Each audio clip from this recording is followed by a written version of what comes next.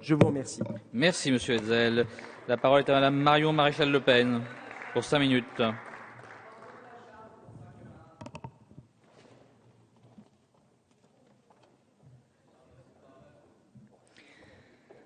Monsieur le Président, Madame la Ministre, chers collègues, le Front national défend les composantes de l'identité française au travers de ses coutumes, de son patrimoine naturel ou architectural, de ses régions, mais aussi par les langues qui leur sont historiquement associées. Pour autant, je ne suis pas favorable à la ratification de la Charte européenne des langues régionales et minoritaires, et ceci pour plusieurs raisons. Tout d'abord, la langue de la République est et reste le français.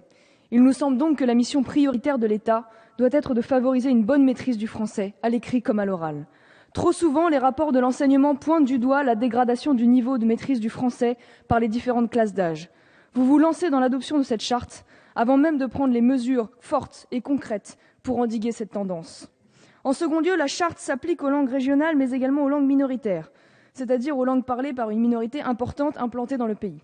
Alors oui, la langue des migrants est censée être exclue, mais en l'absence de définition précise de ce terme, je vois d'ores et déjà le glissement s'opérer de cette charte et s'appliquer à des dialectes arabes ou au romani, qui au passage d'ailleurs, comme le relève le rapport, compte 200 000 locuteurs en France. J'en veux pour preuve la citation de ces langues, relevée d'ailleurs par M. Chassaigne, dans le rapport du Comité consultatif pour la promotion des langues régionales et de la pluralité linguistique, remis en juillet 2013 à Mme Filippetti et commandé par elle. Il y a là à l'évidence un risque majeur à la fois de communautarisation et même de balkanisation de la République. Chaque communauté significative implantée en France pourrait revendiquer l'application de la charte. Mais ce qui semble extravagant, c'est bien le contenu des 39 engagements que la France a pris en signant cette charte. Je prends quelques exemples. Alors même que vous multipliez les déclarations sur la nécessité de recentrer le primaire sur les savoirs fondamentaux, cette charte prévoit la présence substantielle de ces langues régionales ou minoritaires dans l'enseignement, du primaire jusqu'à l'universitaire. En matière de justice, l'État doit rendre accessibles dans les langues régionales ou minoritaires les lois les plus importantes et les textes des collectivités territoriales. Pratique lorsque l'on sait qu'il existe par exemple 28 dialectes kanaks selon le fameux rapport cité plus haut.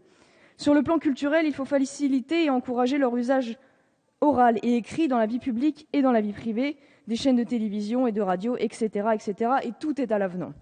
J'attire votre attention sur le fait que le rapport du comité consultatif dont je parlais plus haut donne quelques réponses sur ce que les socialistes ont derrière la tête. Ce rapport précise que les langues solidement implantées et les langues en situation de précarité doivent bénéficier de la politique de promotion publique, incluant par exemple des médiations bilingues, notamment dans les domaines des transports et des services sociaux. Il dresse surtout la liste de 72 langues régionales et des 6 non territoriales, sans compter la langue des signes. La ratification de la charte serait donc un facteur de complexité et de coût dantesque. Saisi par le président de la République, le Conseil constitutionnel a décidé, lui, en 1999, que la charte portait atteinte au principe constitutionnel d'indivisibilité de la République, d'égalité devant la loi et d'unicité du peuple français. La révision de 2008 n'a rien changé à l'analyse. Le Conseil d'État, si souvent docile vis-à-vis du pouvoir et des populations étrangères d'ailleurs, a du reste maintenu l'an dernier son avis de 1996, rappelant que l'article 2 de notre Constitution s'oppose à la ratification de la charte. Mais le texte que vous proposez aujourd'hui se borne à garantir l'usage du français obligatoire dans les relations avec l'administration. Conception à minima pour une langue censée être la langue officielle de la République. En définitive, je suis hostile à la ratification de cette charte au nom de l'unité nationale, de la défense du français comme langue officielle et pas seulement majoritaire. Les langues régionales doivent être défendues comme composantes de notre identité, ce qui implique une politique qui ne les réduise pas à un simple folklore, mais qui ne leur donne pas non plus le même statut que le français. La volonté du Conseil de l'Europe de mêler langues régionales et langues minoritaires fausse la donne.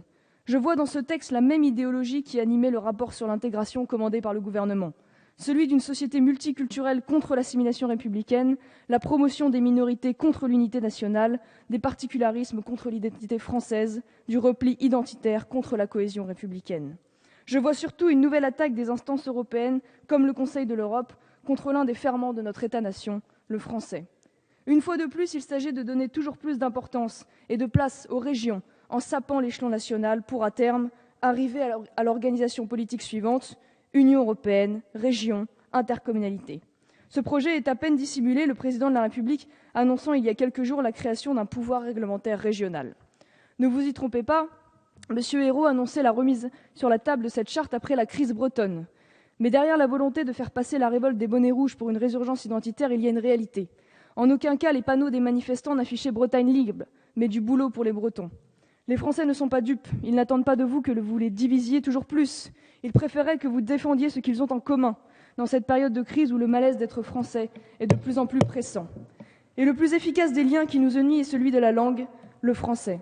Oserais-je vous rappeler que c'est sous votre si chère Troisième République, Merci de conclure. je finis, que dans ma Bretagne, il était interdit de parler breton, que c'est sous le petit père Combe que la pratique du breton fut interdite en 1902. Plus précisément encore, c'est en 1882 que le français fut imposé comme la seule langue dans l'enseignement laïque obligatoire. C'était la loi Jules Ferry, le même Jules Ferry auquel François Hollande rendit hommage le jour de son investiture. Vous faites une fois encore votre choix dans l'histoire comme on fait ses courses. Vous êtes dans la duplicité au point de nous faire la leçon sur tout et son contraire, quitte à tordre le bras à l'histoire quand cette dernière vous fait la grimace. Et comme à chaque fois, vous êtes dans l'excès, hier comme aujourd'hui.